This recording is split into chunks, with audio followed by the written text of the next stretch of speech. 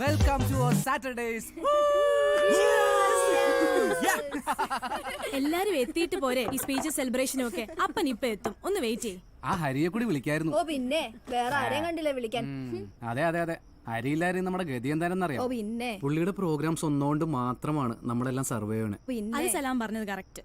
अबे यार ये दुनिया घुमाने वाला प्रोग्राम छोड़ खाना लेके आया है क्या कर रहा है പക്ഷെ എനിക്ക് ക്യൂട്ട് ഓ അതുകൊണ്ടായി ഹരി നിന്റെ മുഖത്തേക്ക് നോക്കാത്തത്.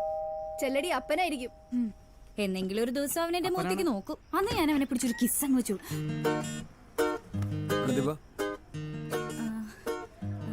ഹായ് ഹരി, കമൻ.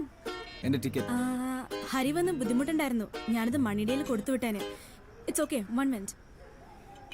ഹരി കൂടുന്നോ?